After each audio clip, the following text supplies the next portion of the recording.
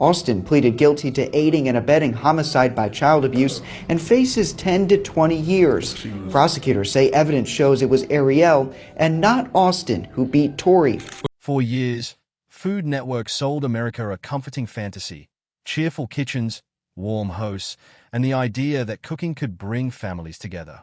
Its stars weren't just chefs, they were characters we invited into our living rooms night after night. But underneath the studio lighting and the perfectly plated dishes, some of the network's biggest names were hiding messy, troubling, and in a few cases, genuinely disturbing secrets. Today we're counting down 13 scandals that Food Network would probably prefer you forget. Robert Irvine spent years building a reputation as the ultimate culinary problem solver. As the host of Dinner Impossible, he was the guy who could pull off catering miracles with almost no time and no budget. Audiences loved him because he seemed larger than life. A chef who had cooked for royalty, earned a knighthood, and served for different American presidents. The trouble was, most of that resume turned out to be fiction. In 2008, a newspaper investigation dug into Irvine's background and discovered that his claims didn't hold up. He hadn't actually helped design Prince Charles and Princess Diana's 1981 wedding cake. He wasn't knighted by the British Crown. The stories about cooking for presidents were exaggerations dressed up as fact. When confronted, Irvine didn't fight the findings. He admitted that he had embellished his past. Food Network couldn't ignore it. Irvine was pulled from Dinner Impossible, and fellow chef Michael Symon stepped in to host in his place. But interestingly, Symon later said he always suspected his time behind the show's chef coat was temporary. Sure enough, after roughly a year in television exile, Irvine returned to host the very show that had almost ended his career. It was a rare example of a network giving a disgraced star a second chance. And it worked, largely because Irvine chose to apologize rather than deny.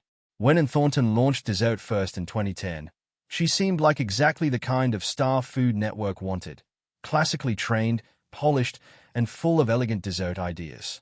But it didn't take long before sharp-eyed viewers and journalists noticed something odd. Several of her signature recipes bore an uncanny resemblance to dishes already published by two of the biggest names in food, Ina Garten and Martha Stewart. A newspaper investigation later that year laid out the similarities in detail. Thornton's lemon square recipe closely mirrored Garten's well-known version, right down to proportions and technique. Her chocolate cupcakes with coconut pecan frosting echoed a recipe Stewart had published years earlier. Food bloggers who went digging found even more examples of recipes that seemed to borrow far more than general technique. To be fair, professional kitchens share a lot of common ground. Classic recipes often evolve from the same roots, and overlap isn't automatically theft. But critics argued this went beyond shared culinary tradition, since entire ingredient lists and step-by-step instructions lined up almost exactly.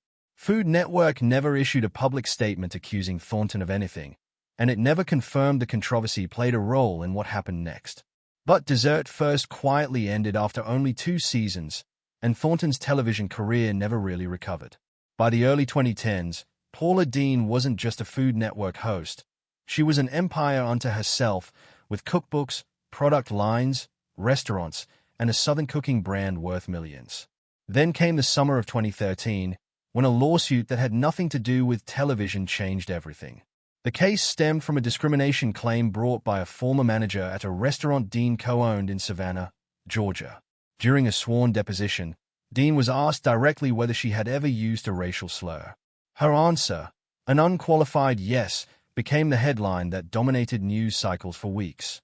She also discussed once envisioning a wedding with a plantation-style aesthetic, complete with servers dressed in period clothing evocative of the antebellum South. Once the deposition became public, the backlash was immediate and enormous. Deen tried to contain the damage with a string of public apologies, including an emotional video asking for forgiveness. It didn't work. Within days, corporate partners started cutting ties one after another.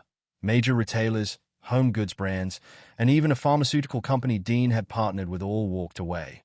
The financial losses were staggering, wiping out years of brand building almost overnight. And then came the blow that mattered most to her television career. Food Network announced it would not renew her contract, ending her run on the network for good. Before viral scandals and public apologies became a pattern for Food Network stars, some of the network's talent were already tangled up in courtroom battles over how they treated their own employees. Chef Jeffrey Zakarian, known for his upscale New York restaurant inside the Carlton Hotel, found himself facing exactly that kind of legal trouble. In 2011, a group of nearly 50 former employees filed a federal lawsuit accusing Zakarian and his business partners